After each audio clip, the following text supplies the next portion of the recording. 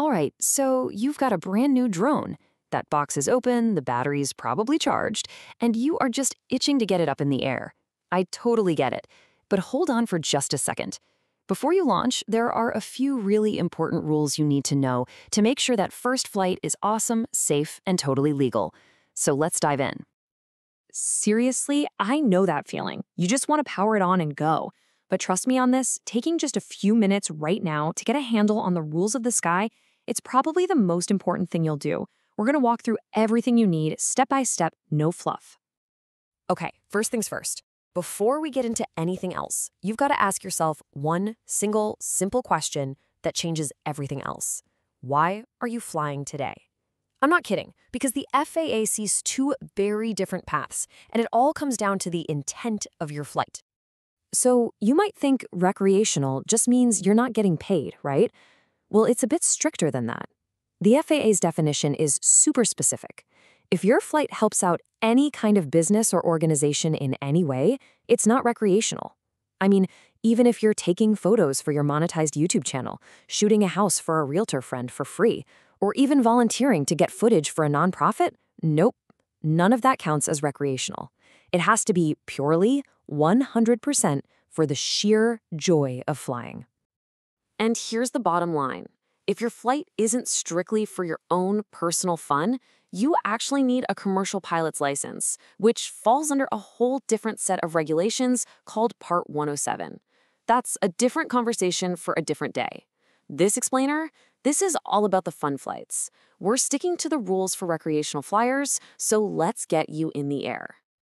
Okay, so we've established you're flying for fun. Awesome. Now, before that drone even thinks about lifting off, there are just two super simple one-time things you got to do. Think of it like your entry ticket to the sky. And really, that's it. It boils down to just these two steps. First, you've got to pass a quick safety test. And second, you need to register your drone, but only if it weighs more than a certain amount. We'll get to that.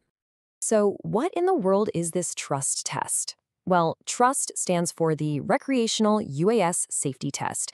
And honestly, test is a strong word. It's really a free online safety course that every single recreational flyer has to take. The whole point is to teach you the basics so you literally cannot fail it. But here is a super important tip. Once you're done, you have to save or print that certificate. Your test provider won't save it for you, and you are legally required to have it on you when you fly. Okay, next up is registration. Now this one depends on your drone's weight.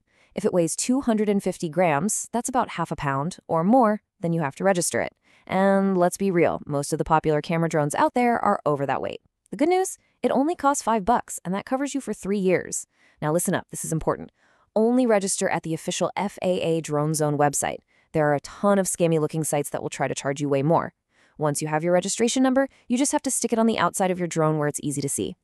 Now, tied into registration is this thing called remote ID. Honestly, the best way to think about it is like a digital license plate for your drone. While you're flying, it just broadcasts some basic info, like the drone's location and its serial number.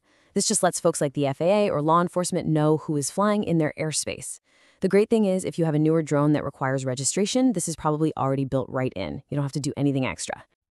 Okay, your one-time homework is done. You're registered, you've got your trust certificate. Now we get to the fun part, the rules you need to follow every single time you're actually up in the air. These are the big ones. The first rule, and maybe the most important one to remember, is 400 feet. That is your ceiling. You can't fly any higher than that. But here's the catch. It's 400 feet above ground level, or AGL. And that means it's measured from the ground directly under your drone.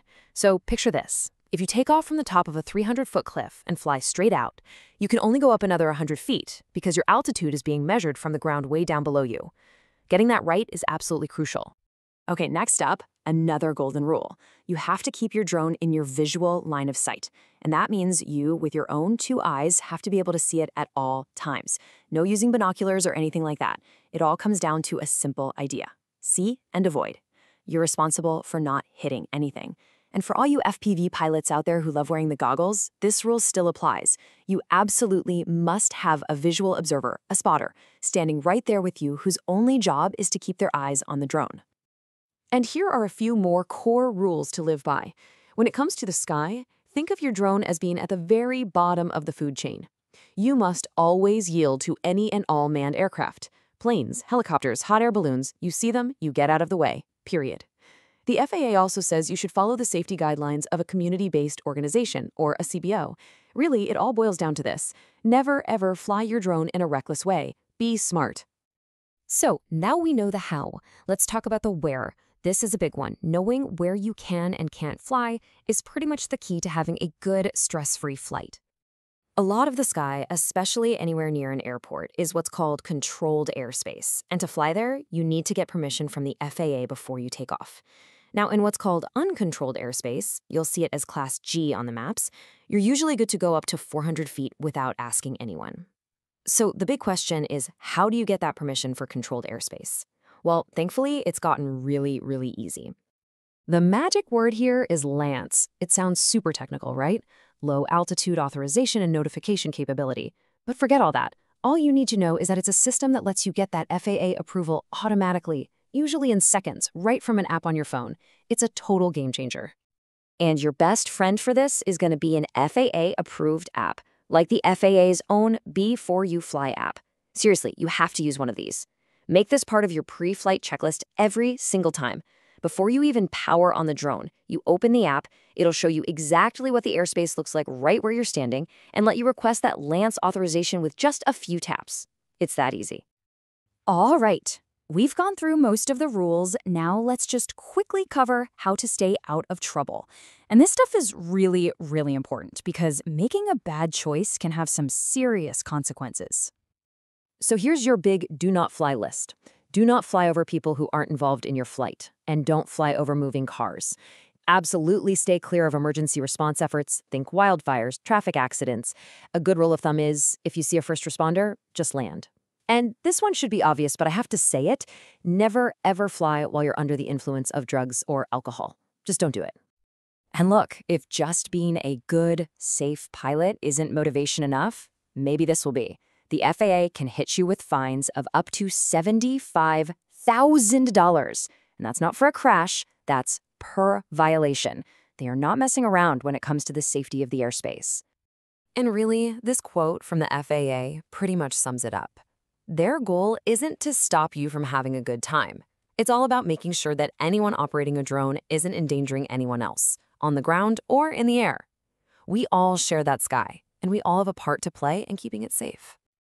At the end of the day, getting to fly a drone is just an incredible experience, right? It's a privilege. And following these rules is what makes sure we can all keep doing it safely. It's about being responsible.